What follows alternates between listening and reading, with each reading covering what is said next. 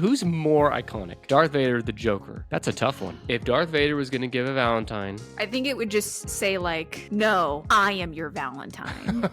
I was going to say, be my Valentine and I'll be your daddy. I think Darth Vader is amazing, awesome, icon. I think Kylo Ren, my 9-year-old, could beat him up. For all my criticism, I will say one hell of an ass on Thanos. He's got some cake. Some cake. The Jew hunter. His Valentine's card has got to be something like, I know they call me the Jew hunter, but baby, for you, I'm the love hunter. When everyone thinks of it, they think of Pennywise, but technically, Pennywise is just one of many faces it wears. Emperor Palpatine. It's got lots of like thunder and lightning visuals on it, kind of like an AC/DC album cover. Yeah. You open it up and it says, be my Valentine. Do it. Be mine. Do it. You open it up, it says, don't make me force you to be my Valentine. Hell, you believe it, I'm here with Anna Keller again. I'll bet you never heard that one. I really like that one, actually, yeah. Anna, you've become a regular on the show. You've been on several episodes. Most recently, the top 10 tourist cities. Before that, we did the top 10 one-hit wonders. And I have a handy little link in the show notes where you can go to all the episodes that Anna has done with us. Oh my gosh, I saw that. I went to the episodes page so I could like stalk to see what hadn't been done yet. And I was like, oh my gosh, I have my own category. This is so exciting. Well, you're going to beef up that category today with a brand new episode. Oh, baby. Oh, baby. I have to ask you first, before we get to the topic. Does your religion allow you to celebrate Valentine's Day? Well, I was born Catholic, so probably not. But I'm going to do it anyway. Wasn't Saint Valentine a Catholic? You're right, yeah. Yeah. That was after Catholicism was fully a thing, I suppose. Tell you what, instead of doing the podcast, why don't we just look up the history of Catholicism and let's talk about oh, my list is the top 10 saints, baby. Oh, no. Okay, Saint Valentine. He's number one. I'm out. All right. What are we talking about today? Happy Valentine's Day to the listeners, by the way. Yeah, happy Valentine's Day. So you did tell me that this was Valentine's Day that this was going to release on, and I had already chosen a list, so I'm going to make it work. So what we were talking about today, do you like movies? No, never seen one. Bummer. Okay, well, this one might be hard for you. So this one is going to be the top 10 best movie villains. Oh. And it's going to be Valentine's Day. I need a minute. Mm-hmm. Oh, that one's from my husband. I have to give him credit. Okay. He's a listener of the show, and he gave me that one. Made it work. Thanks, Nathan. Wow. Thank you, Mr. Keller, because I love that. And the best movie villains, well, I'm going to find a way to Valentine's-esque up this list today as we go. Oh, we're gonna make it sexy. Don't worry. Oh, baby. All right. Baby is right. Tell me how. How are these villains ranked? Yeah, so I got this list directly from ranker.com. Mm-hmm. So that's like crowdsourced voting. The top answer on the list has over 50,000 votes. Why is number one Francis from Pee-wee's Big Adventure? Do you have that in front of you? You know, I thought you're not supposed to get the first one right off the bat. Isn't that bad practice? When you have a villain that's so pure. So iconic. So quintessential to Hollywood and cinema. Evil. So pure evil. I do love Francis, but I'm going to guess he's not in the top 10. All right, so these are people on Ranker that voted on the best villain. There's 50,000 plus votes. I have the top 30. Okay. When do you know the date of publish for this list? I know you can vote still, but like... Yeah, it's like open. I just want to get a sense of like like how modern is the list. I mean, it was last updated today. Okay. All right. That I am looking at it. And Great. it has total 1.5 million votes. Wow. Almost as many listeners as we have listeners right now. of the show. Yeah, totally. Is it just all movies, any movies, anytime? Like, there's no criteria otherwise? Yeah, it's just movies. Like, some of them appear in TV shows, but these are greatest movie villains of all time. All right. Got it. All right. What you got for me? Well, on this Valentine's Day, I'm going to say that's probably number one. Well, no, I don't know about that. Okay. You know what? I guess he's not number one, but he'll be in the top 5, and that's the Joker. Oh, my God. Where do you think the Joker lands on the list? Well, your reaction tells me he might, in fact, be number one, but... He's number one. God damn. I was thinking, well, what You were trying so hard not to get number one first, Well, it's like there's so many different versions of the Joker. It's like I thought that might hurt totally. against it, but okay, all right. The Joker, number one. I knew it. The Joker's number one. Nick, how familiar are you with the Joker? Do you know all his iterations? Would you like to bring us through a chronology of the Joker? Sure. I'm not as well versed in Jokerology as, say, Dr. Buster, but I know that the original 60s TV show you had Romeo or some R name like that. Is that right? Mhm. Romeo something? Cesar Romero. Yeah, Cesar Romero. That was it. You obviously had Jack Nicholson in the 90s. You had Heath Ledger, my choice for best Joker in The Dark Knight. You had Joaquin Phoenix, who I would say is the second best Joker. You had the 101st worst / best Joker in Jared Leto. Am I missing any? There was a new one.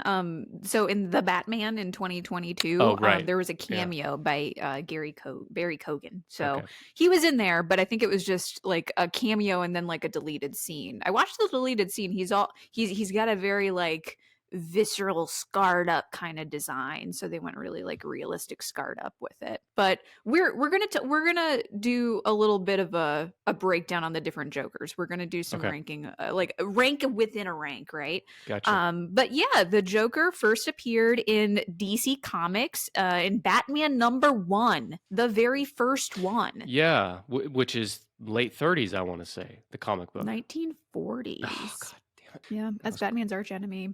And I know he has a bunch of different origin stories depending on which. That's my next note. It's like the brainwave is bouncing between us today, Nick. Yeah. He's got a lot of different origins, a lot of different iterations, just as many as Batman. Like Batman has a lot. So and really like the main characterization of the Joker is Batman's arch enemy. Right. So it just kind of has to follow along with that. But very, very commonly his backstory is that he like fell in a vat of chemicals and was scarred up and it turned his hair like green and his lips really red, like clowny, right? And the disfigurement like drove him insane. So obviously, like we think about the later movies, especially like the Joaquin Phoenix Joker. I don't think anything like he was like had mental illness, right? Like was that why he became the Joker? Yeah, you said it. I mean, he suffered from depression, and I think he might have been bipolar and stuff. So he just kind of downward spiraled into becoming the Joker. Which aren't we all almost there? Yeah, of course. We're just like this close. For more on downward spiraling, listen to our episode on the top 10 most common mental illnesses. Really? Number one is falling into a vat of green slime. Number one is becoming the Joker. That's the top 10 mental illness. And generally, the Joker's characterization is very chaotic and very like he kind of there's this like matrix, right, where you have to follow like how psychotic is he and how clowny is he, and that's how you kind of find the Joker variant that you're looking at. You have like on the clowny side, you have Jack Nicholson, right? Mm-hmm. And on the what was the other? I would say Cesar Romero. Like the original was pretty clowny too. You're right. No, he's the clowniest. He is the clowniest. And he's the most typical clowny. And then Jack Nicholson had that like slasher smile that was really iconic. Yeah. I think the darkest Joker's got to be Joaquin Phoenix. Heath Ledger went pretty dark. Heath Ledger went dark enough to like he killed himself in real life. Well, and people kind of attribute it to playing the Joker. Yeah, I think some of that's like urban legend, but I agree that Heath Ledger's very dark as well. But like, I don't know, they don't. I think Joaquin Phoenix is the realist. The realist, yeah, realist, that's a good way. Darkest. Well, you get so much more of the backstory by design because obviously it's a movie about the Joker, but about him, The Dark Knight, you kind of just get these glimpses, which serves that version of the Joker well that you don't know too much, right? Right, like that kind of adds to the appeal of like, why is this dude so crazy, right? Yeah. And when people ask him about the scar, he gives a different story every time. Like there's, but I think something that Heath Ledger's Joker captures better than the others, even Joaquin Phoenix's, is the chaotic nature. His only driving force is to create chaos and unrest. To sow chaos, which is really interesting because you also have to look at, so Joker in his iterations doesn't have like superhuman abilities. Like he's kind of like Batman in that, right? Where he doesn't have anything extra. Like even falling into a vat of chemicals didn't give him powers. It just like made his face look weird, I guess. Yeah. So there's no superhuman ability. So there's just this kind of like like criminal mastermind thing going on. And I think that in Heath Ledger's performance was really interesting. The mix of like how hard did he have to like work to set all this stuff up, but the point is chaos and like lack of organization and lack of order. Right. And that's why Dr. Buster is often called the Joker of Tennis podcast, because there's chaos, little order at all times, and you have to have enough to balance it out. It's a very fine balancing act. yeah. So, I mean, you kind of touched on this a little bit when you were listing off the Jokers. You seem to think that the best one is Heath Ledger, huh? Just because of like performance. I think Heath Ledger's is the best. Now, if I had a full movie of Heath Ledger the same way we have a full movie of Joaquin Phoenix, who knows, right? But yeah, I mean, I think that's kind of the beauty of like side characters. Like Pirates of the Caribbean kind of did that too, right? As long as we're talking about movies, where like when they made Jack Sparrow the focus character, he like lost some of the appeal just because it wasn't that like, oh, wild card, you don't know what he's gonna do, right? You have to see inside of his mind to make the movie work. So I think it is just a very different depiction of like Joker specifically. Agree. And with that caveat in mind, I'd still rank them. I'd go Heath Ledger, Joaquin Phoenix, Jack Nicholson. I don't have an opinion on Cesar Romero just because I've barely seen any of it. Mm-hmm. So I'm going to put him to the side. And Jared Leto's last. And I know there's the one in the 20... You don't even know what the other one is, but you're like, Jared Leto's under that. I fucking hate Jared Leto. Leto's the bottom. If you want to just change top 10 list to top 10 reasons Jared Leto can go fuck himself, we can do that. But you'd have a top 10 immediately. Yes. Number 1, the hair. Number 2, the band. Number 3, his beliefs. Number 4, the cult. Well, and especially when we're talking about the Joker, like he does that thing when he was playing the Joker in like Suicide Squad and stuff, where he did method acting, but people only do method acting when they're like being assholes, right? So he like used it as an excuse to just be an asshole to the rest of the cast. And he's like, I'm the Joker though. I'm crazy. You just don't get it. I'm like so crazy. I cannot stand it.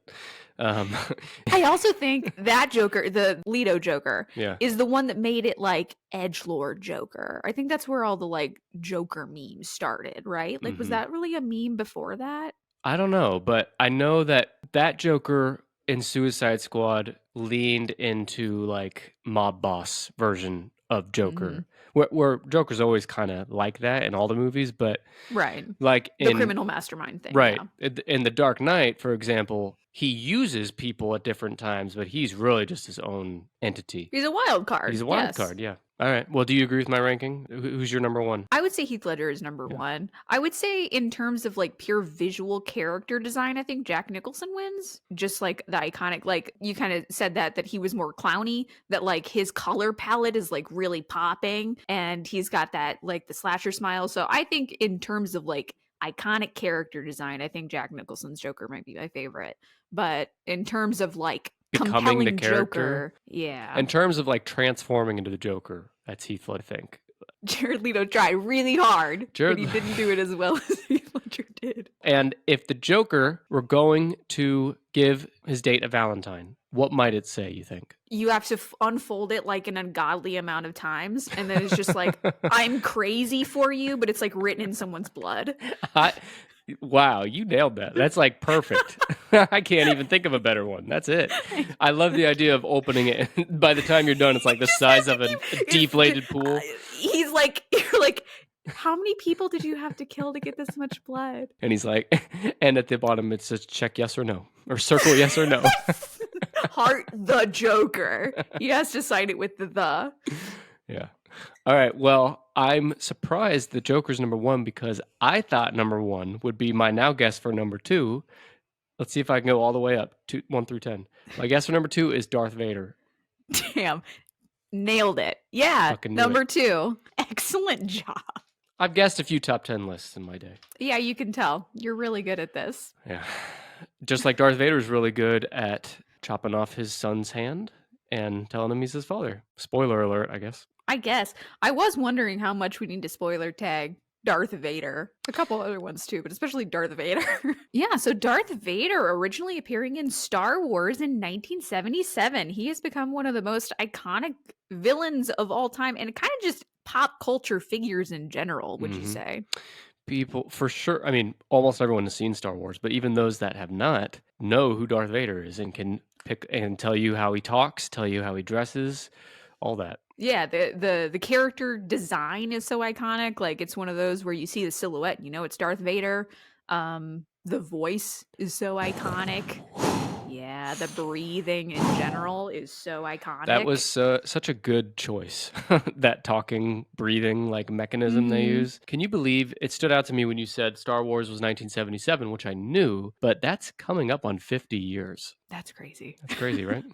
And it's still going strong. Still There is going still strong. Star Wars content being made every which way from Sunday. From Sunday.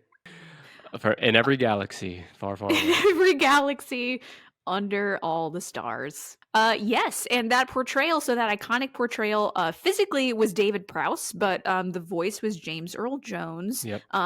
James Earl Jones has voiced him in the original trilogy and every film since. Is James Earl Jones, is his ass still alive? I think so. I remember when I did an episode, I think it was the most trustworthy celebrities. James Earl Jones was on there, and we were talking about how he was like a mute for most of his childhood.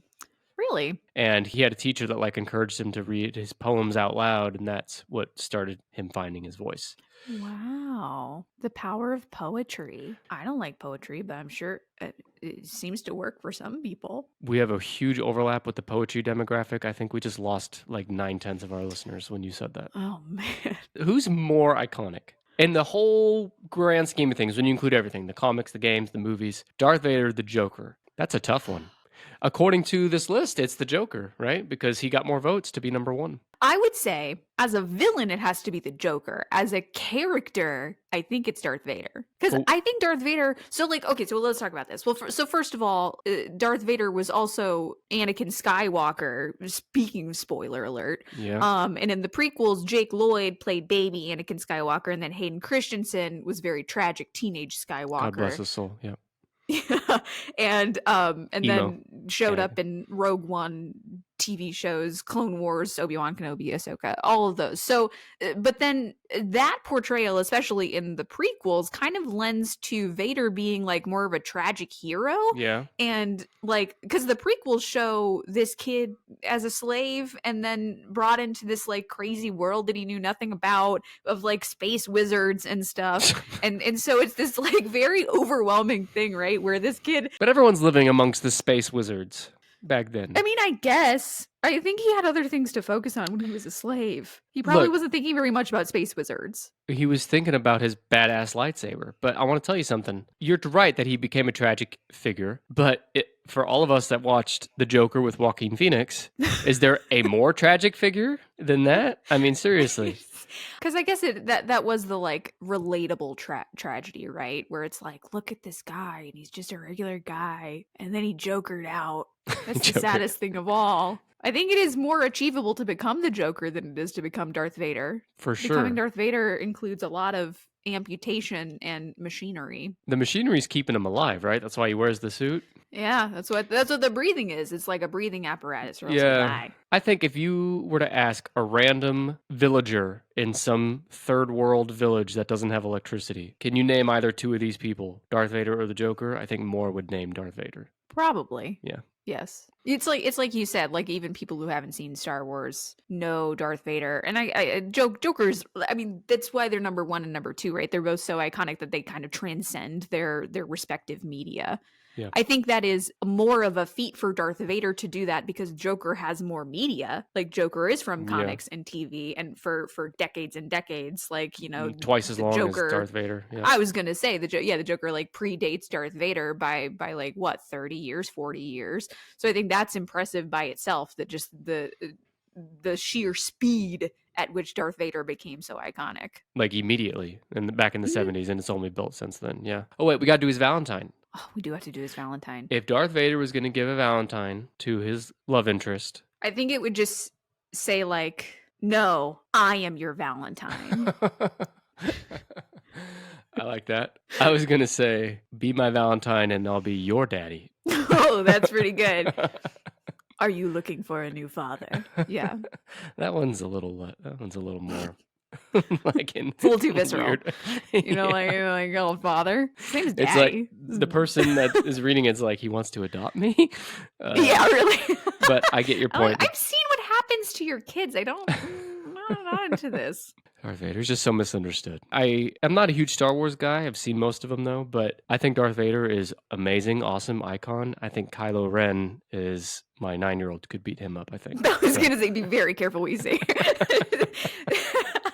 Yeah, Kylo Ren is your 9-year-old who thinks he's Darth Vader and like thinks he's super cool. You're right. Yeah, Darth Vader is interesting because, like, even I think because the original trilogy has basically his redemption arc, him like going Right. back to the good side after being on the bad side, and then the prequels we saw from how he became a bad space wizard, but he started as a good space wizard. But then the original trilogy he ends as a good space wizard again, right? That's great. But we still see him like I think when people think of him, they don't think of him as like tragic hero Darth Vader. They think of him as like cool Darth Vader. Like his scene in Rogue One was just like pure fan service of like, look how cool he is. And we're all like, yeah, you're right, he is. You're right, because you really you end Darth Vader's story pretty definitively as coming back around to the good side. Mm-hmm. But everyone kind of likes that OG Darth Vader. Yeah, no, like we want to think of him as big, scary, like bad Darth Vader because that's fun. That's a fun character. I remember even as a little kid when I first watched Star Wars, I remember being like, oh, he answers to the Emperor? That's kind of lame. You know what I mean? This dude's his boss? Yeah. Like, he could snap this dude in half. Yeah. The Emperor talking. Strike me down. But I think... Do it. Yeah. Do it. Do it.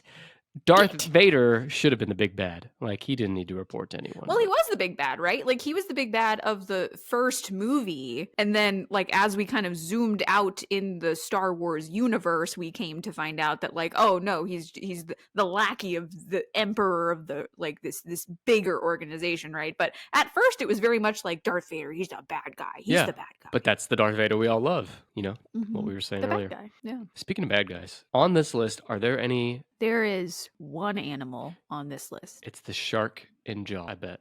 Or the T-Rex in Jurassic Park. Those are both very good. Yeah, the shark from Jaws is not on here, which I do think is kind of interesting, right? I've seen him around in the internet of like the greatest villains and shit over the years, so I kind of thought he'd be on here, but... I guess, I don't know.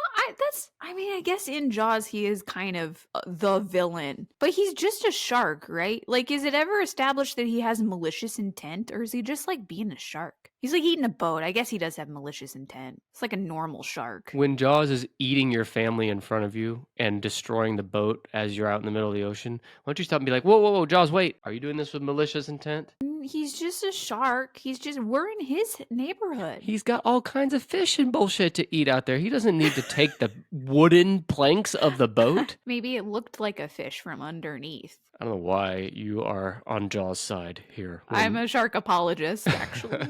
I'm a Jaws apologist. That's his name, is Jaws. That's his name. They don't ever say his name, do they? He didn't. No one asked him. You're right. No one was asking him his name or his intentions. You're right. We have no idea. I think he belongs on this list, but okay. Honorary mention. There's probably more superhero. It's not the T-Rex either. I'm sorry. It wasn't that also. That's a good guess, though, right? Mm-hmm. His Valentine would just be a half-eaten goat. dropped on your porch, and you're like, thanks. Or better yet, like 100 half-eaten goats that spell out. Be mine. You just come out of your house. It's just half dead, half eaten goats laid out in like a heart. Yeah.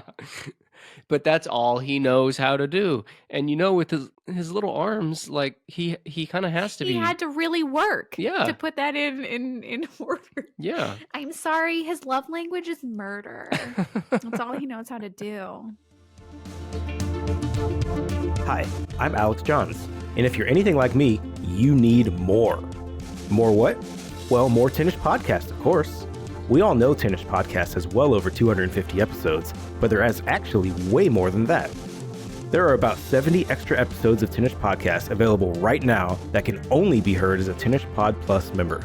These extra episodes cover everything from the top 10 highest grossing movies starring a cat, to the top 10 ways your house can kill you, to the top 10 most adorable Pokemon. There's also episodes that step away from list guessing completely, like when Nick and I covered the history of human sewage and sanitation, or when Nick and Brandon reacted to trending Urban Dictionary definitions. You can unlock instant access to all these bonus episodes, with more added every month, right now by joining Tinnish Pod Plus. It's easy. If you're listening to me on Apple Podcasts, just tap the Try Free button at the top of our page on Apple Podcasts.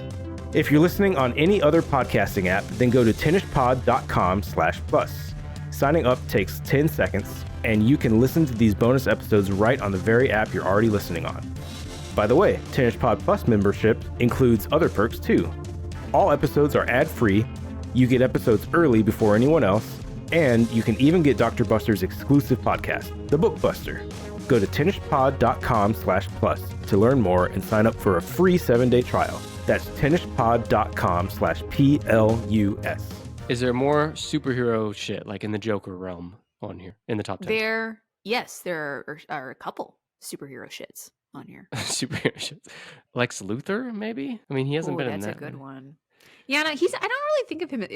He does seem more like a comic villain, and I guess he's been in some TV shows, but like. Okay, what about Willem Dafoe in Spider-Man? He's the Green Goblin, but what's his name? Not him. Not him. What about the Terminator? He starts as a bad guy. Ooh, that's a good guess. Terminator does make the top 30 at number 17, but is not in the top 10. What about the Predator? Predator is another good one. Predator is number 23, also in the top 30. Alien, like from the Alien movies. Number 13. Jesus Christ. You're getting all the aliens, yeah.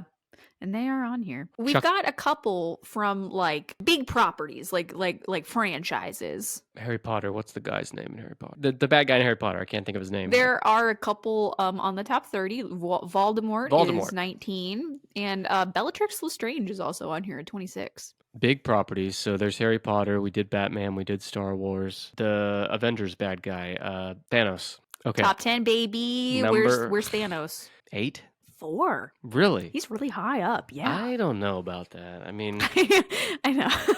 Yeah, Thanos, the big bad of the MCU himself. He's based on the comic villain of the same name. He is an alien warlord from the planet Titan who is obsessed with finding powerful relics to get him toward his goal of total balance. And his plan for this is by eliminating half of the life in the universe. Good plan, Thanos. Yeah, I don't know. I just don't know. You don't think that's a good plan? Do you not agree with that? Yes. Do you not think that would end up with just the same amount of problems that we have now? Just no, halved? It'd be halved, Anna. You don't understand basic math? I mean, the only reason I could see him being in the top 10 is because he's in a few of the highest grossing movies ever. You know what I mean? But as far as a character himself, I don't know. Anyway, no, I agree. I agree. Ahead. His character design is also not like, like we talk about Darth Vader having a super iconic character design. Like his glove is like the most iconic thing, and that's a thing he got from other people. That's still part of his design. I guess. Yeah, I mean, Darth Vader got his breathing apparatus from whichever, space doctor gave it to him. Sure. Space surgeon. I guess that's fair. Yeah, I guess that's fair. But believe me, I'm not sticking up for Thanos. I'm just saying, in that specific example apologist. You gave. Yeah. Sure. But he is regarded not only as one of the best MCU villains, but has obviously made his way to the best of total film villains, that list. He is portrayed in the Marvel Universe by Josh Brolin in the movies, first in Avengers in 2012, where his character design was a little claymation. It was like kind of before they really got like good money, you know what I mean? Like that Marvel money. They had it by then, but yes, they got much more. They just hadn't figured out the actual design. Josh Brolin's performance is credited as like giving him kind of the depth that he does have, and just being able to convey that even through the animation, basically. That's fair. I mean, those are all good points. That it took a lot of work to bring this character to life and to make him as fleshed out as he is. And maybe I just have my, recency, whatever the opposite of recency bias on, where it's like, even though he's been in the comics for much longer, as far as a movie character, he's so new. He's a new kid on the block compared to these other ones we've talked about, Yeah, that is really true. I mean, this is in the last 10 years. And, that's not Joker. It's not Joker level. No. For Joker's going on 100 years. I mean, for all my criticism, I will say one hell of an ass on Thanos. He's got some cake. Yeah. Some cake. And I think also when we talk about Thanos, it's not even like Thanos, it's the snap, right? Like that's the like Yeah. cultural impact of Thanos is like what he did. Like so spoiler alerts. Like he does get all the Infinity Stones, and that allows him to be able to snap half the life in the universe away, which I learned in my extensive research is called the blip. I didn't know that. I didn't know that it was either. called the blip. Wouldn't it have been more interesting if Thanos has this plan? We all know it watching the movie. He wants half of the world's population to go away. What if when he did that and he snapped and the blip happened, instead it just left him with a bunch of lower halves of bodies of everybody? Oh my God. We're like, we misunderstood you, man. Yeah. We did not know what you meant. So now everyone on Earth is still here, but they're halved. And it's only the bottom half. I kind of love that. I kind of love just the like either that or like halfway like hot Yeah, dog like- instead like of hamburger. Yeah. I also think it would be Vertical. really funny if he was like, here we go. And he snaps and all the men disappear except for him. And he's like, that's half. Come here, ladies. They'd come too. I mean, we already established he's got the cake. But Yeah. I still like my idea best. It's the bottom halves. And he looks around and he's the only full person. Everyone else around him, they can't even talk to him. Everyone else is like bottom half and he's top half. And he's like, I'm the only brain in the universe. It'd be so lonely, though. All you'd have to talk to is a bunch of asses. Bunch of asses. That's your ideal situation, I think. No, You're absolutely. talking to a bunch of asses. No. That's what you're doing right now. It depends. Whoa. Come on. Give yourself some more credit. I'm a bunch of asses. Thanos, the blip. All right. He's number 4. Yeah. Were you aware of like the Reddit Thanos thing?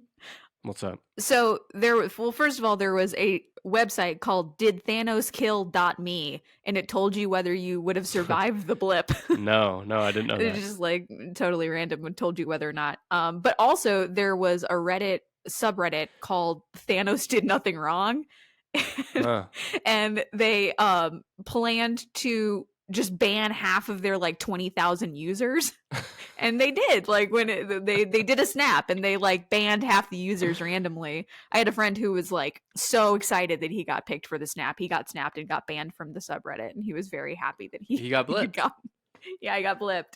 He was super As far excited. as his presence on Reddit goes, he was now just a bottom half of a person. Exactly. Yeah. I think on Reddit that's most of the people there. So Speaking of a bunch of asses. yeah, really. Yeah. That's cute though. I like that. And I like the website too. I wonder if Marvel did that website. Probably not, but they should have. Someone in their marketing should have thought of that. Oh, so them. Yeah, I wouldn't be surprised if it was actually from them. Hmm. What would Thanos' Valentine be? Something about like, hey baby, you want to be my Valentine? I'd make sure you survive the blip. I don't know. I Something love more you with clever. both halves of my heart. See, that's why you're here. I'm not as quick as you. That's good. Or the Valentine's Day card is half a heart, and It just says B and then MI. Yeah. All right. I'm thinking back to these huge movie franchises. Are there any horror villains on here, like your Michael Myers? Michael Myers is number 11. That's Ooh, a good close. guess. Good guess. It's tough with horror villains because it's like they're a villain, but they're also like the one you're cheering for, kind of in the Yeah, movie. right. Yeah. Let's go with Freddy Krueger, Jason. Anybody like that? Chucky. Jason Voorhees is number 25. Freddy Krueger is number 29, which truly surprises me. Like I really thought Freddy Krueger, like of the horror protagonists, I think he's like when we talk about like iconic, I guess like Jason is kind of the same, but I would have expected them higher. And I think you're right that I think the point there's less mass appeal, I think, for horror villains than there is for like Infinity War's bad guy. So I think that's what cuts them down a little bit. Yeah, and It's more niche. you're right. So many more people have seen Thanos on the big screen than even though Freddy's been around forever. Okay, well, you said there is a horror villain on here, though. Is it Ghostface from Scream? No, it's not. Pennywise. Nailed it. All right. Where is he? I'm going to say low. I'm going to say like 9 or 10. He's 7. He is pretty low. Hmm. Pennywise, the titular antagonist of Stephen King's novel It. So Pennywise is it. Yes. It is Pennywise. Well, kind of. Have you read the book? No, the novel was in 1986. Have you read it? Oh, yeah, many times. Pennywise is one of the forms that it takes. right?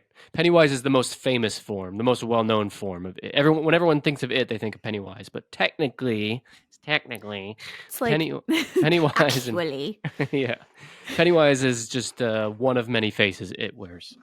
Correct, because it is an ancient, shape-shifting, trans-dimensional entity who preys on the inhabitants of Derry, Maine every about 27 years. Mm-hmm. You can tell it's a Stephen King book because it's set in Maine. Mm-hmm. So yeah, shape-shifting is one of the things that it uses to eat small children, because I guess that's hard enough that you have to be a shape-shifting entity to do. But when he's seen, especially he's in the Pennywise, the dancing clown, kind of, that's his favorite. He will transform himself either into your biggest fear, or he'll transform himself into the dancing clown to kind of lure little kids to him in order to feast upon them. There's a It prequel series coming to HBO. Really? Yeah, That's called fun. Welcome to Derry. And the cool thing about that is, even though it's a prequel, you might assume it's not, they don't have the book to fall back on, but they do, because the book has a ton of prequel content that the movies never touch on. It's worth a read? Yeah. Okay. About making it, Stephen King also talked about that he wanted to make, he said like, you know, when you talk about like having like a brain worm, he kind of said like the brain worm that led to making it was that he wanted to make a story about a real life troll under a bridge. And like, how do I bring that into like real life? And the way that he decided to do that was a clown in a sewer. That was his version of a troll under a bridge. It's so unique when you think about it. Like a clown in a sewer. Oh yeah. Like if you were to just, if no one had ever seen or heard of it, and you just walked up to them and said, hey, one of the scariest books and movies ever is going to be a clown in the sewer. It would sound so you're absurd. Gonna be terrified. Yeah. Yeah. You're gonna be like, why is that scary? Yeah. And now so many of us today can't look at a sewer drain without thinking of Pennywise. So just popping up. Yep. In the 1990 miniseries, he was played by Tim Curry. We love Tim Curry. Yep. And then in the later films, the 2017 film and then the sequel in 2019, it was played by actor Bill Skarsgård. Which seemed like such a random, odd casting at first. I remember hearing that before the movie came out and being like a Skarsgård? Really? Yeah, a 20-something-year-old Skarsgård? Yeah. Like one of those hot Skarsgård brothers, really? Yeah. Gonna be Pennywise? And he nailed it. I mean, him and Tim Curry's Pennywises are both so different. You know, they are so different. So different, but they both nail it for what they're going for in those. And I think, I'm 90% sure that Bill Skarsgård, oh wait, it's not Bill. Is it Bill Skarsgård? Which Skarsgård is it? Bill? Bill, yeah. Yeah. Bill Skarsgård is returning in the HBO series I mentioned. Oh, cool. Yeah. Okay. I think. That makes sense. A lot of what I saw like about him doing it, like he did the weird like eyeball thing and like that's just a thing that Bill Skarsgård can do. It's not like an effect. So I think that's part of it too. Just you gotta go for it. You gotta do weird stuff. So much of Stephen King's horror in any book he's written and some of the movies it just comes down to weirdness. Right? Yeah. Like unexpected. Like bizarre. Yeah, bizarre weirdness. Yeah. Okay. Well, I'm glad Pennywise made the list. That makes sense. All right. Should I give another guess? Yes, please. Okay. I have one that's super off the cuff. It's probably not on here, but I'm going to say it. That is Miss Trunchbull from the Matilda movie. Ooh, that's a good off the cuff guess. Not on here, but good Danny one. DeVito from the Matilda movie. Danny DeVito in real life. No, he's not a villain. He's a hero. Hey, he's a sweet man. We forgot to say what Pennywise would do for Valentine's. Oh my God. It'd just be red balloons like in the shape of a heart, right? I think so, right? Simple. Yeah, just like heart-shaped red balloons. Yeah. 2 of them are from franchises we've already talked about. Star Wars. The Emperor. That's one of them. Correct. Where's he? 6. Nailed it. Good job. Emperor Palpatine, one of the bigger bads of the Star Wars universe. Palpatine is a Sith Lord, goes by Darth Sidious, born Sheev Palpatine. Did you know his first name was Sheev? No. I think Steve Palpatine would have been better. That Sheev is just there. They wanted to name him Steve, and they're like, we need to space this up a little bit. We need to make it Star Wars-y.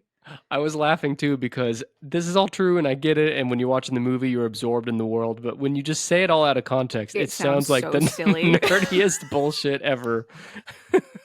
Darth Sidious and Sheev Palpatine are actually the same person, actually.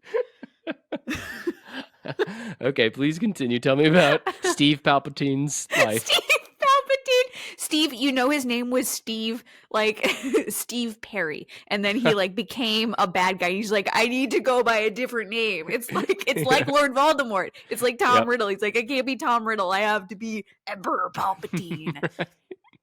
So yes, that later known as the Emperor of just the entire like Galactic Republic, right? Mm-hmm. Do it. I knew it. Like number 6. It is number 6. I knew it. I knew it. The master of Darth Vader. So as we were talking about, you think Darth Vader can just snap this dude across his knee? Probably can. And yeah, master of Darth Vader, Emperor of the he's the Galactic Emperor in the original trilogy, and then the bigger bad above Darth Vader, and then the prequel trilogy showed us how that happened, how he became the Emperor. And then the most evil thing that he did was came back for the sequel trilogy at all. Oh, he shouldn't have been there. Agree. That's the worst thing that any villain on this list has done. I'll never forget. Me and Brandon did a whole episode about this at one time. But what was the last one in the latest trilogy? The Jedi, the Last Jedi? Was that it? I think so. It's that one where Palpatine was defeated in the movie right before. And then The Last Jedi comes out and he's like, oh, actually, he's still alive. He's hiding and he just has a new evil force. It's like he was hiding. Yeah. He got worse. Yeah. He got worse. Also, he's your granddad. Sorry. Oh, yeah. Look, maybe a hot take. I really dislike the Disney trilogy a lot. I was ranting about this to my husband as I was doing this list, that like the last movie tanked it. The last movie, like the first two were fun. The first one was like fun popcorn flick. It felt like you were watching a Star Wars movie. And then the second one like kind of felt like it was building up to something, and then they made the choice to like make Rey a nobody. I thought that was great. I thought that was awesome. Like, yes, make this nobody person hero of the galaxy. But Right. no. The last movie was like, actually, Palpatine's your granddad. We're not going to explain how. We're just going to say he is. So that's why you have so much force in you. Yeah. You're welcome. I'm totally with you. And just really bad choices all around. I Awful. did not like it. But anyway. So Palpatine, let's talk about his life. He started as a senator in the Galactic Senate, and then he gaslight gatekept girl bossed his way to overthrowing the Galactic Republic. Uh-huh. We love to see it. Yeah. They hate to see a girl boss winning. Yeah. You go, girl. You go, Steve. He overthrew the Jedi Order through his second identity as Darth Sidious. So he was doing both these things at once. Amazing task management on this man. He probably had a few spreadsheets, keep him organized. A few. Yeah. It's like a Hannah Montana situation, right? It's like the best of both worlds. He was Darth Sidious and he was like a senator in his other life. Right. I'm super up to speed on the Hannah Montana lore, so I get the reference. That's for sure. it. You just got the whole thing. He was not based on Hannah Montana or Miley Cyrus. He was based on figures like Julius Caesar, Adolf Hitler, Richard Nixon, the baddies. Some real villains. Yeah. Some real villains. And I mean, especially in the prequel trilogy, there are some pretty terrifying implications about like overthrowing democracy and how that happens and how that would be extra bad if the person doing it was an evil space wizard. Just things you have to consider. Yeah, as opposed to a doughy orange man that is in his late 70s doing it to us today in real life, but without space wizard powers. Exactly. He's got no space powers. All he has is a bunch of frothing idiots on the right. Hate it. In the movies, Palpatine, not Trump, is portrayed by Ian McDiarmid, and except for a few actresses in very heavy makeup in the first in The Empire Strikes Back. There's some dispute about which one out of them ended up in the final cut, but Marjorie Eaton and Elaine Baker was the wife of like someone on the production team. So they were the Emperor in the first one, but really? Later replaced by McDiarmid in the other films. So he's been present in the entire Skywalker saga, all 3 trilogies. Shouldn't have been in the last one, but he is. He's there. Yeah. We can't stop it now. No. Do you think they'll bring him back again in the next one? I think he's just going to be the big bad in every Star Wars property. Every single one. I mean, you joke, but that's the history. They've done it so far. That's what we have to base our history off of. The record is 3 for 3 for trilogies. He's the bad guy. He'll definitely be at least in some flashbacks and shit in the new trilogy. I bet. Right. But We all love him so much. He's number 6 on this list. Yeah, Gosh, he's so beloved. I could see him in a top 50 list maybe, but top 10, I don't know. Top 50 is pretty good. I guess he's like, I mean, he's shown to be pretty cunning and powerful, right? But I agree. Like, even when you see him in the original trilogy, you're like, this grandpa? Mm-hmm. That was before he was even a grandpa. I know. This grandpa. They were like, we got to make him an actual grandpa. And you know his Valentine, it's got lots of like thunder and lightning visuals on it, kind of like an AC/DC album cover. Yeah. And you open it up and it says like, "Be my Valentine. Do it. Be mine. Do it. Do it. Be mine." You open it up, it says, "Don't make me force you to be my Valentine." This is like a side gig you should be doing. You should be writing cards for somebody out there. Hallmark. I guarantee the one I don't know, even remember what I said for Darth Vader, but that has got to be one of those like Valentines that you buy for like your 3rd grade class. You know what I mean? Mm-hmm. Yeah. Like some of those. Probably not the Joker one with the bloody dead body blood. Maybe not, but maybe. I've had classmates I would give that to. Wow. Okay. Can you imagine? These Valentine's cards, greeting cards, Hallmark cards, they're all mass produced, right? In some factory somewhere. Imagine the mass production process to get the Joker card, where it's a folded up thing in a million folds, and you open it up and there's real dead body blood spilling out. Yeah. Like, man, do you think they'd assembly line that, or they'd have to send some poor guy out to get all the blood? That's got to be an expensive card. Maybe not as expensive as printing it with printer ink, but expensive. And now we're talking about inflation in the economy. Of course. We always end up here. All right. Okay. Steer us Give me back. another guess. Yeah. You said a franchise that's already on here. Is it the Avengers/Marvel universe? Okay. Is it Loki? It is Loki. Where's Loki? Strongly disagree, but I'll put him at number 8. Strongly? 8. Nailed it. 8. Really? Did I really nail it? Yeah. Yeah, you nailed it. You're nailing this one, bud. I think Loki's kind of overrated. I've always thought that, but why? That's a hot take. He's really beloved. Well, to be fair, I have not seen the show, and I have not seen any of the latest movies. So I'm basing this off of his character up until like Avengers, like Thor and Avengers. Yeah, pretty much.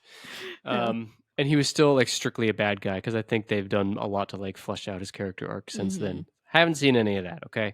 But from what I saw, the Loki series is really good. I've heard it's from good. Like, people I trust a lot. Yeah, but I probably won't watch it. I trust that it's good. I'm just kind of superheroed out, so I'm probably not going to watch it. They kind of saturated the market with it. Yeah. Yeah, we can get into it as we go. But Loki, top 10, I think that's recency bias. That's fair. I think there's another kind of bias that comes in, so we'll talk about that in a second. But yeah, Loki, Girls the thinking actual he's Norse god. Yeah, pretty much. Yeah. So not the actual Norse god, but the character in the MCU that was based on the comics and then before that Norse mythology. So actually, yes, the Norse god. Loki is the trickster god, and in mythology as well as the Marvel Cinematic Universe, his relationship to heroes is kind of back and forth. Like you said, he's kind of gone back and forth in his characterization, like bad guy, good guy. He's sometimes helpful, sometimes he's a nuisance. It kind of depends on what serves him in the moment. In the MCU, he is portrayed by the lovely Tom Hiddleston, and I think that is the bias that's coming in because Tom Hiddleston, like as an actor, is such a lovely person, and I think that there bleeds into Loki the how much people like Tom Hiddleston. Like I don't even know if it's to think he's hunky. I think he's just like such a sweet dude that I think people like him enough to like Loki better.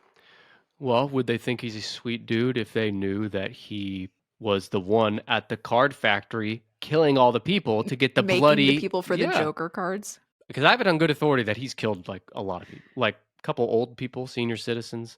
I'm just trying to make people hate Tom Hiddleston. What do you have against Tom? What did Tom Hiddleston do to you? Did he kill your grandpa? I really don't have anything against him. I just think it's funny to make everyone else hate him because I'm not in love with the Loki You can't character. like someone more than you like me, so stop it. Okay. Got it.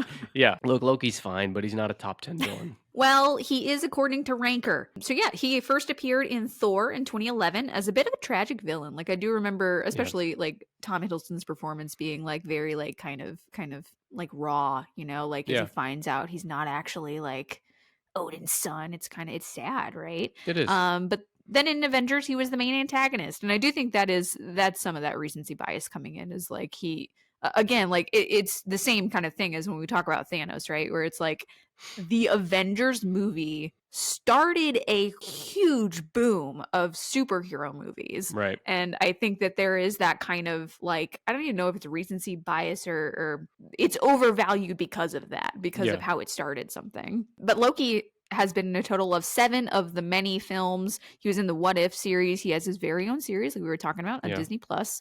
And he is very much a fan favorite villain. Fun fact, Tom Hiddleston actually auditioned for Thor. He made it as far as like costume screen tests. Like there are pictures of him like with the hammer.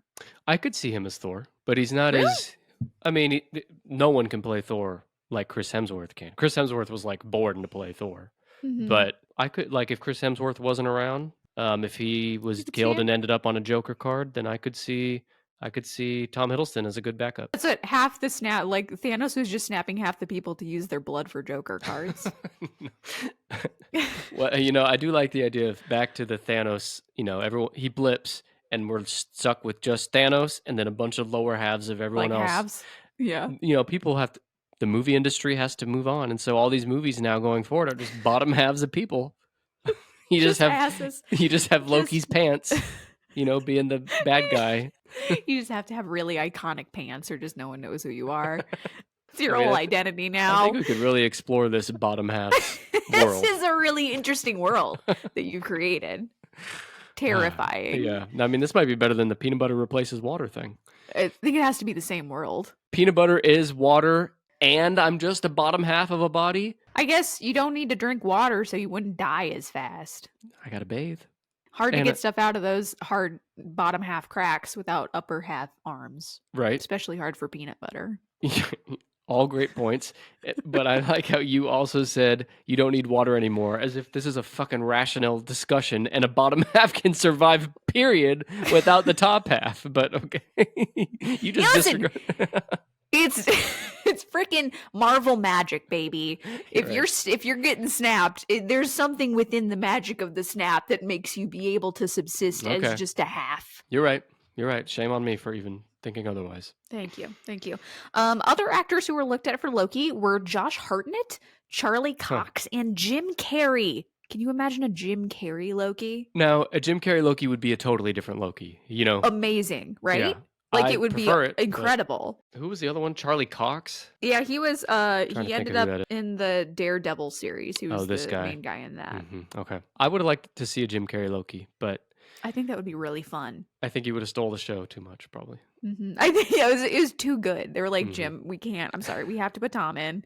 You did so great. I'm so sorry. And he's like, all right, I'm going to go make a Hedgehog movie then.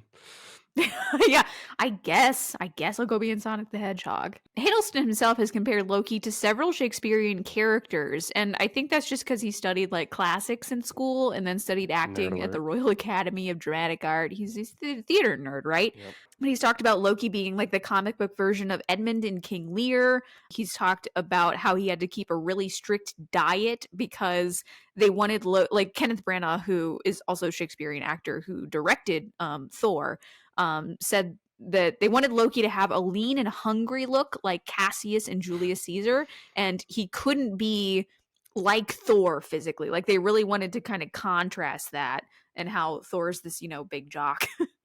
Yep. Loki's the dumb theater nerd brother. Well, they nailed that. They did it. All right. They did. We did it. It's such a solemn ending today. Wait, it's not our ending. What's his Valentine? Okay, so his Valentine's card, I'm picturing, a heart with like the Viking horns on the heart. And it's... I like that. I like the visual. This ain't no trick.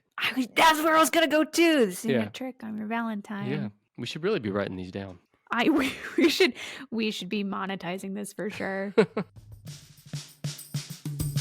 Hey there, listener. Do you enjoy the Tennis Podcast? Of course you like it. Otherwise, then what the hell are you doing here? And since you enjoy the Tennis Pod, I'm asking you to do me, Dr. Buster, not Nick. I know you wouldn't do it for Nick, but please, please, please just do me a simple favor. Pause the episode right now and rate Tennis Podcast 5 stars on your podcasting app of choice. Is that Spotify? Is it Apple? Is it Good Pods? Is it whatever the hell else? I don't even know. There's like 100 different podcast hosting sites now. And so many other apps have a quick and simple way to rate the 10-ish pod 5 stars with just one tap. You do not even have to tap it 5 times to get 5 stars. Only one tap. I mean, come on. How much easier can we make it? It might not seem like much, but it really helps us out. And if you're feeling extra cheeky, then hey, write a quick review too. Your reviews help other people discover our show and gives you a chance to let Nick know that Dr. Buster is your favorite sidekick host. Take a few seconds to rate and review 10-ish Podcast now. It's so easy, but very much appreciated. We want to say thank you for everything that you all do to support the show. Thank you very much. I'm going to give you a deep guess. Okay, you got 4 more. Are we out of the Marvel universe? Yeah, no more Marvel. Okay, good. How about, you mentioned an animal. How about King Kong? Oh, that's a good one too. He's not on here. Is there a more iconic villain in movies than King Kong? Climbing the Empire State Building with the damsel I think in I'm going to distress? be an apologist here, like I was for the Jaws shark. I don't think King Kong was a bad guy. I think he was just doing animal things, and he happened to be big. Yeah, animal things. Carrying a damsel up the tallest building in the world at the time. Just animal things. Oh my god, it's just a big tree. Oh my god, he's just big. It's not his fault that he's big. And then he was in love with a human woman, I guess. Was he in And love that they with her? brought him to... Yeah, he was like infatuated with her, and they brought Oh him my to New York. Yeah, they against his brought will. him there. Yeah, he was still the antagonist. I don't know. Well, we're missing out on a chance to talk He's a about King victim. Kong's Valentine's Day card, but fine. So I could say the same about Godzilla. Godzilla's also a bad guy in some of the movies, but you're going to tell me no. So how about who's the bad guy in Pirates of the Caribbean? Probably not him, right? Was I don't there a know. bad guy? Was I don't Davy know. Jones the bad guy? It's not him. There's one from like a franchise that's like huge. What's huger than Star Wars and Marvel? The movies are longer. They're so long. Give me something else. They've got Trixie Hobbitses in them. Oh, of course, Lord of the Rings. Mhm. So speaking of tricksters, Gollum. No. Gollum's not the villain, though. No, the bad guy. Who? He's just an eyeball sometimes. It's yeah. What's that? What's that guy's name? The Sauron. Yeah, that. Yeah. The Eye of Sauron. Yeah, he's so like things that I'm learning as I'm researching. He's the Lord of the Rings. Sauron is the Lord of the Rings. So how come Sauron gets to be on this list, but you can't have Jaws and King Kong? Sauron literally he wants to like kill and dominate though. Like that's his whole thing. Jaws just wants a snack. Jaws is a murder, has murderous intent. I mean, he's going the extra mile. So does Sauron. Yeah, okay, that's fair. That's fair. Sauron is the primary antagonist of Tolkien's Lord of the Rings series. What number? Oh, he's 5. Okay. He rules Mordor. He wants to rule all of Middle Earth, and he was responsible for forging all of the rings, but especially the one ring that could control all of the other rings. Mm-hmm. We're not going to go too much farther into the lore than that because there's lore. Thank you. Tolkien is oops all lore. Oops, all lore. We're not gonna get too into the weeds on this one. Okay. He was like around for like the creation of the world. Sauron was like, this is how deep the lore goes. He spent 1,000 years as a shapeless, dormant evil. There's lore here. But is he actually an eye, or is the eye just like represent? He was a guy at one point. He was Uh-huh. briefly portrayed as like a scary dude in spiky armor in the Trilogy movies, but mostly he was just a disembodied giant eye. I think that's actually Sauron. Like the Eye of Sauron is what it's called. I don't know how he became. I didn't go deep enough into the lore to know Yeah. how he became an eye. I don't know. But I either. think that's actually him. Hell of an eye. He was also the necromancer from The Hobbit. That's also him. So Tolkien himself stated in his letters that although he didn't think absolute evil could exist, as it would be like zero, he says, like that would be like nothing, like the absence of it. But like in my story, Sauron represents as near an approach to the wholly evil will as is possible, he said. I think the true evil in this world is whoever decided to make the runtime 3 hours and 20 minutes per movie. Am I right? Is that extended or is that regular? I don't know, but either way, It's regular. too long. I think extended is like 5 hours. Oh, ugh, Crazy. I know, right? I'm not a rings guy. Yeah, me neither. I don't know if I might get set on fire for this one. But I don't think I've They're gonna come to your house and set you they're on gonna fire. come to my house. I don't think I've seen all the Lord of the Rings movies. I know I haven't seen all of them. I don't know if I've even seen one of them all the way through. I saw the original 3 when they first came out, which means I was like 12 years old or whatever when the first one. So like I haven't seen them since. I don't care to see them since. They're just not my thing. Yeah, I'm sure I should probably watch them through because they're like cinematic masterpieces or whatever. Yeah, blah, blah, blah. I don't have the time, girl. I don't have time. 10 hours. Ain't nobody got time for that.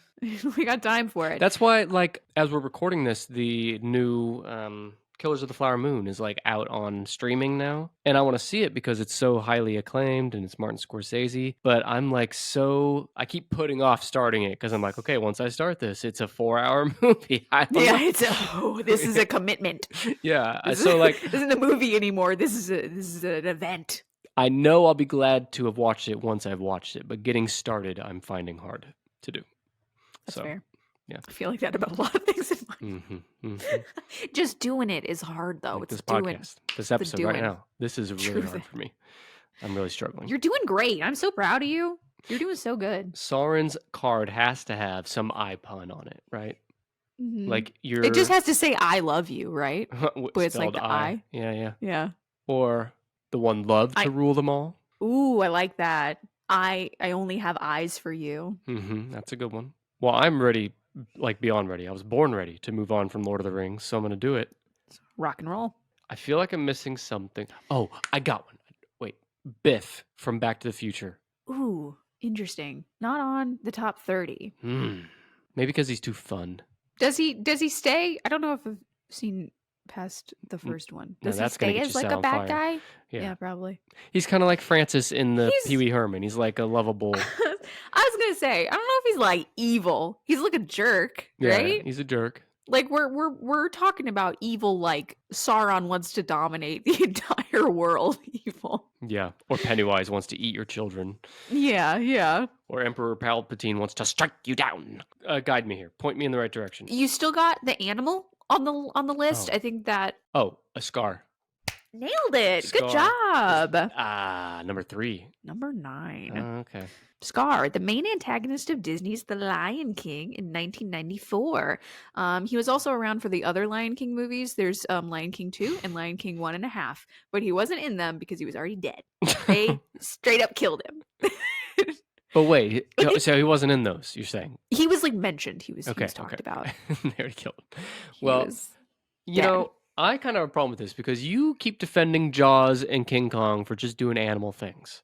This is a lion who wants to kill other lions and be commit political assassination. That's what the lions do. They fight to see who's like the leader of the pack all the time in the wild. Sure, I guess, but like Jaws didn't have a villain song, so I It's true. can't know what his intentions are. What's this? I don't know song? unless someone sings it to me. Be prepared. That's it. Be prepared.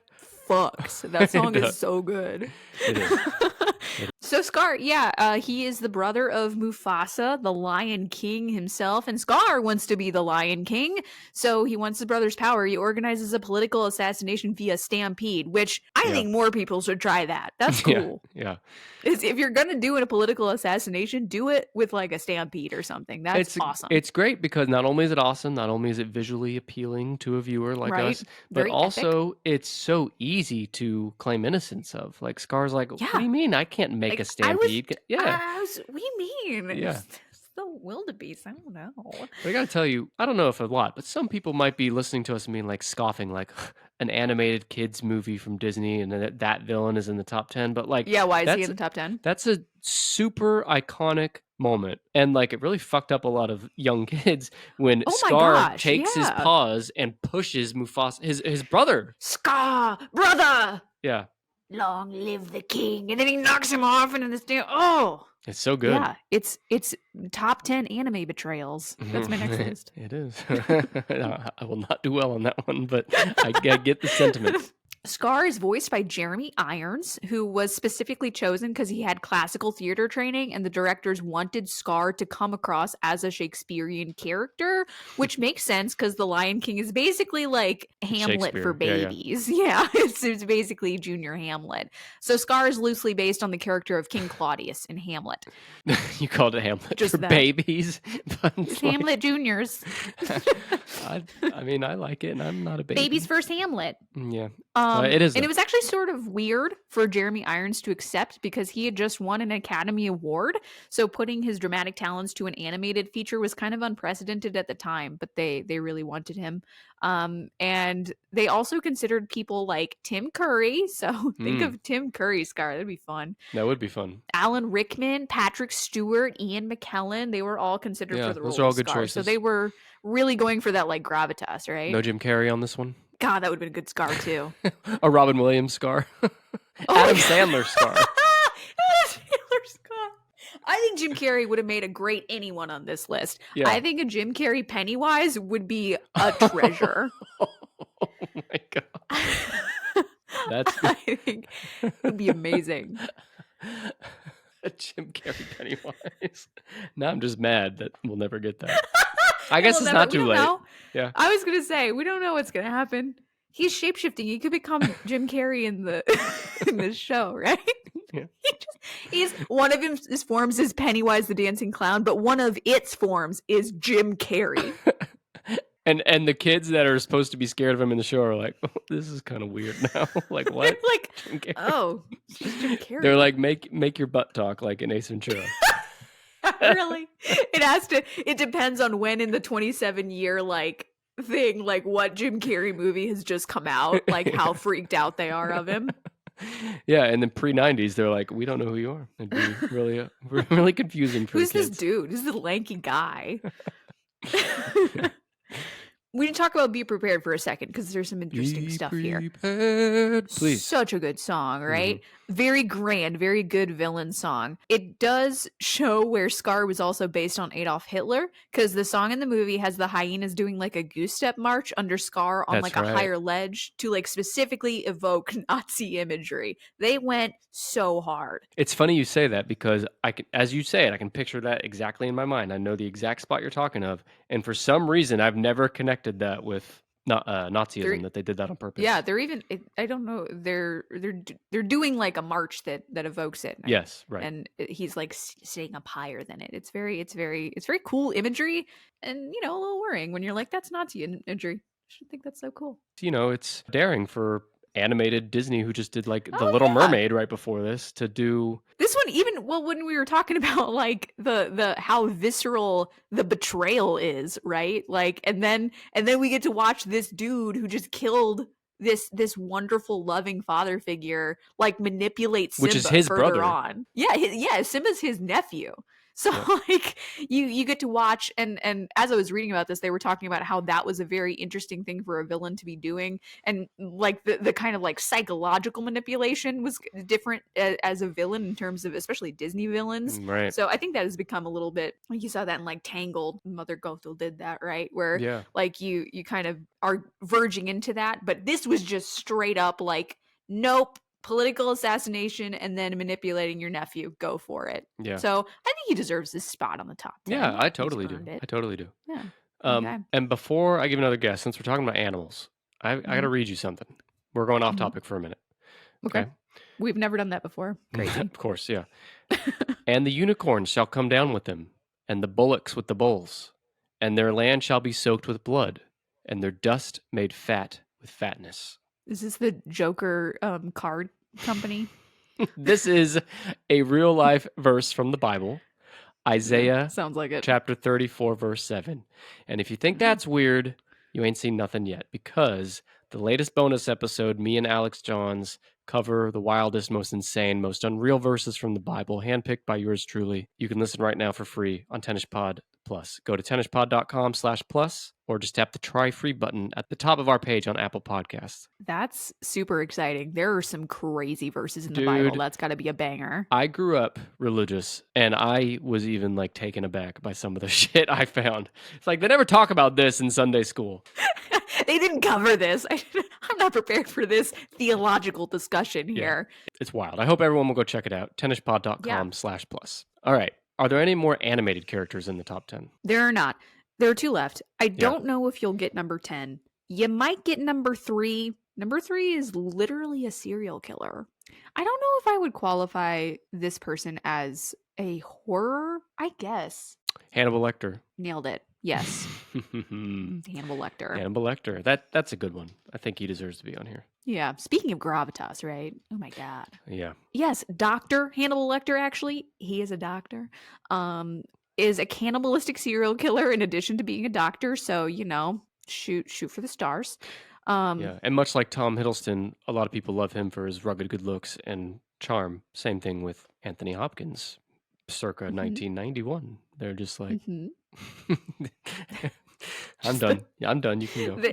Just like so lean and hot. That is how I would describe Anthony Hopkins in the 90s. See? Yeah. Same wavelength, like you said. It's like I'm seeing double. When someone puts up a picture of Tom Hiddleston and one of Anthony Hopkins, I'm like, which one's which? They really should have swapped roles. What's funny is that Anthony Hopkins did play Odin in Thor. Yeah. So there is some crossover here. Mm-hmm. Would Jim Carrey Hannibal Lecter have worked? Would it have worked? I don't know. Would it have been worth watching? Would it Yes. have been entertaining? Yes. Yes. Absolutely, yes. Yes. Yes. So, very well loved, very iconic for being refined and cunningly intelligent, but also very manipulative and like a psychopath. Like in the books, in the Red Dragon novel, he's described as a sociopath because they don't know what else to call him. So, Nick, I have a question. Yes. What do you think Hannibal Lecter would serve you if he were to invite you over for a very nice Valentine's dinner? Well, the scene I keep coming back to is when he's eating that brain. So brain. Oh, well, it has to be a heart. Brain. It has to be a heart, right? Oh, that's very good. That's what it is. It's Yeah. just a straight up served heart Yeah. on a plate. I love And it. I mean, whenever we get to the Valentine's card section, there's a lot of potential here with. We'll get there. We'll get Yeah, there. yeah. Okay. Save it. Be cooking. Okay. The Always character cooking. was created by author Thomas Harris. He first appeared in the 1981 book Red Dragon, but we are here to talk movies, right? So probably the most well-known Hannibal Lecter is Anthony Hopkins' portrayal in The Silence of the Lambs in 1991, where Lecter is already behind bars, but he is a consultant to an active serial killer investigation, where he's helping Clarice Starling, and he is behind bars there. The first portrayal was Brian Cox in Manhunter in 1986, and that was an adaptation of Red Dragon. Huh. I don't But think I've seen Hopkins, I didn't even know that was within the kind of Hannibal Lecter verse. But Hopkins also portrayed him in Hannibal in 2001, and then in another Red Dragon in 2002. And there was also an origin story, Hannibal Rising. I don't remember, but maybe that sounds sure. It was so under the radar. Gaspard Ulliel, I think is how you pronounce it. He portrayed him in Hannibal Rising. And then he was on some TV as well. He's played by Mads Mikkelsen in the Hannibal show, which is really good. Like really like subtly dynamic performance as a pre-prison Lecter who is a mentor figure to Will Graham. And Mads That show is Mikkelsen recent, especially right? brings that. Yeah. Like pretty last few recent. years. I have not seen it, but I've Mhm. heard good things. It was really good. It's over, right? Like no more new seasons. I think so. Yeah, I think it's a couple years old at this point. Yeah. But yeah, it was really good. Mads Mikkelsen plays a really good, like refined, very cunning kind of portrayal, and Anthony Hopkins plays the same. I mean, just like this guy, you just like it's like anti-Joker, right? Where it's like so controlled and Yeah. so refined that it's really interesting to watch that as a villain. Yeah, you're right. That's total opposite of Joker, who's like flamboyant and like, Mhm. I mean, outgoing sounds weird to say for a psycho killer, but I think you're right. but yeah, Some he's, iterations yeah, at least. he's Yeah. very like loud and He's just fun, He's Yeah. just fun. yeah. Whereas Hannibal Lecter is reserved and controlled and like kind of a Mhm. quiet, eerie. Like scarily controlled. Yeah, Yeah. yeah. What's his card say? I would eat you up, Valentine. Yeah, I mean, there's got to be something better. Yeah. Well, I There said does. that I because agree. like that's what I was yeah, thinking. you were the one that was like, oh, there's meat here. There's meat on this bone. Tear some meat off, Nick. You have my heart, and I eat yours. Okay. It needs work, but there's something there. We'll workshop it. Yeah. All right. We're Listeners- almost at the end of the list. We're running. Yeah, we low. are. Give us some slack, and if you have your own Losing speed. ideas, let us know. I also don't know if I would have a good one for the next one. We have number 10 left. You said you don't think I'll get it, so like, don't tell me, but kind of point me. Okay. It's not a franchise or anything. It was a one-off movie from a Tarantino movie. I'll give you that. Oh, not John Candy, but Candy. I forget his Real life Calvin John Candy or something like that in Django Unchained. Oh yeah, that's a good one. No, not that one. Although Okay, very good villain. that was Leo. Is it from? I keep wanting to say Goodfellas. It's not Goodfellas. It's the one that's like my brain is failing me right now. Is it Brad Pitt in it? Is that the one you're thinking of? No, but is that the one? It is one of the yeah. The Brad Pitt, Quentin Tarantino. Isn't that Once Upon a Time in Hollywood? I don't know. Was he in that one? It's not that Reservoir one. Dogs was the one I was trying to think of a minute ago. Oh yeah, no, it's not. Oh, that one. Inglourious Bastards was Brad Pitt. That's the one. Ding ding ding. The Jew hunter. Now I can't remember the actor's name, but yes, I know who it is. You're setting yourself up for failure. Yeah, is Hans Landa is his name, but he is the Jew hunter. Yes, the Jew hunter. Yeah, the main antagonist in Tarantino's Inglourious Bastards from 2009. Hans Landa is an Austrian SS officer and Nazi colonel What's that assigned actor's name? to Christoph Waltz. Thank you, Christoph Waltz. Driving me nuts. Okay, Who is also in Django. you're right. Mhm. I loved him in Django as well. He's an amazing actor. That's probably Mhm. why. Mm. Yeah. Could be. We'll put it on the list. We'll see. Yeah, he was Hans Landa, not Christoph Waltz. Hans Landa was nicknamed the Jew Hunter for his uncanny ability to locate Jews hiding throughout occupied France. He kind of makes it seem in the movie that he doesn't care about finding Jews. He kind of makes it seem like he's just good at it, and that's what he's doing because it's working for him, Mhm. which kind of adds to how compelling he is as a villain. Like, oh, he doesn't even feel really strongly about this. He's just like good at doing it, and he's like likes being mean. It's like transactional. Like he's there's Mhm. no emotional guilt of any kind that he feels for Yeah. tearing these Jewish people away and basically sending them to their deaths. Yeah. And the way Christoph Waltz plays it is this mix of like sadistic and fun. He's having fun being mean and doing this. Like one of the most compelling parts is he puts on this very like jovial, friendly front, but he's really cunning and cruel. Like one of the things I read about it is like every interaction he has in the movie is an interrogation. He's looking at it as an interrogation. And so he's got to be kind of on in that. But he's also like putting this kind of front on of like, I'm having fun. This is whimsical.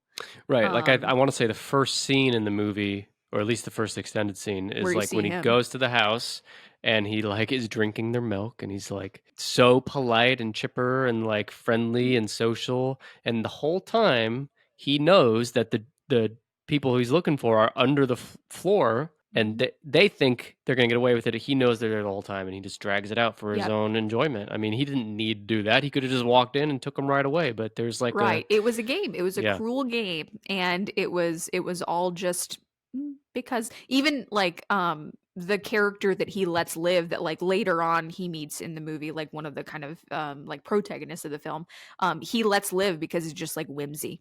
Just like I felt like it. No, Yeah. whatever. But yeah, Waltz very rightfully so received really widespread critical acclaim for this role. He won Best Actor at the 2009 Cannes Film Festival for his performance. So very, very compelling villain portrayal. Yeah, and I think I want to say, other than maybe Scar, this is the only like single movie villain in the top 10. Although Scar technically had the live action, whatever that remake was in. Sure.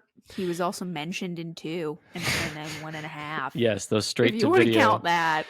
But like as a standalone movie, and he's only in like 10% he's of not the in a movie. lot. Yeah. Yeah. So that says a lot for him to be so high on the Yeah, list. by pure screen time, he's probably the lowest. Yeah, for sure. I would be surprised if he was not. Sauron in the eye, fucking maybe, I guess. That's really true. He's not shown a lot. Yeah. His Valentine's card has got to be something like, I know they call me the Jew hunter, but baby, for you, I'm the love hunter. How about just, I'll find you, Valentine. See, I told you, you got a gift for this. I'll find you. I'm like struggling, but they come out just like so naturally. Writing cheesy Valentines might be my calling. I missed it. Well, you got to be more specific, not just cheesy Valentines. Cheesy Valentines on behalf of For the villains. villains in our That's favorite right. movies. It's a whole side Yes. business for you. It's very niche. Yeah. I got it covered. Well, I did it. You did it. You did so good. I will tell you the top 10 starting at number 10. Do it. Hans Landa is number 10 from Inglourious Bastards. Number 9 is Scar from The Lion King. Number 8 is Loki from the Marvel Cinematic Universe. Number 7 is Pennywise from It. Number 6 is Emperor Palpatine from Star Wars. Number 5 is Sauron, or the Eye, or whatever Sauron is from Lord of the Rings. Number 4 is Thanos from the Marvel Cinematic Universe. Number 3 is Dr. Hannibal Lecter from Silence of the Lambs, etc. Number 2 is Darth Vader from Star Wars. And number 1 is the Joker from all of the Batmans. There's a few of these. I don't know if they belong in the top 10, but overall, I'd call this a pretty solid list. Yeah, I would say so too. I There think- were a few that surprised me. There were a few, like the ones I think that surprised me are the ones that didn't show up. Like we were talking about, like I thought Freddy Krueger would be on the top. Yeah. I am surprised that the as much as I've been an apologist, I am also surprised that like the Jaws shark wasn't on even the top 30. So like there were some that I was pretty surprised didn't show up, but I think for the ones that are on the top 10, I think it makes sense. Yeah. Darth Vader and the Joker, I think, are like almost Yeah. undisputable top 2. Like, I bet they would be in the top 2 or 3 of any list or of any poll. I think you even just did. like we were talking about, like just iconic characters, Right. like just characters that like kind of transcend their media. I think Joker and Darth Vader would probably be on the top of that as well. Yeah. Agree. Well, Anna, you were no villain today. This was a great list. Thank you. Thank you for having me. This was really fun.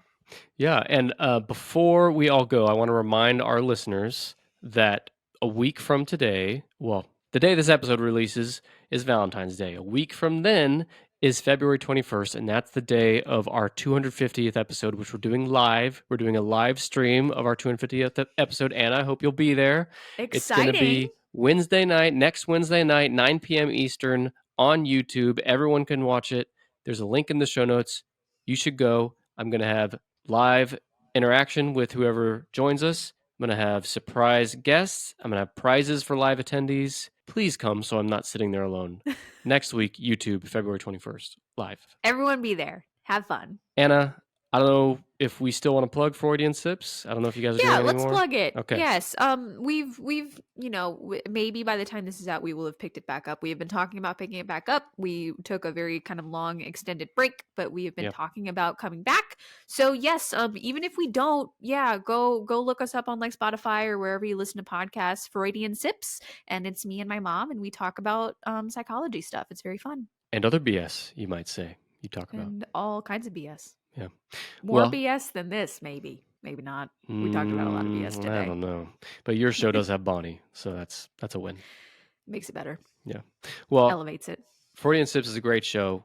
That's how I first discovered Anna. I hope everyone will go listen to it. The link is in the show notes.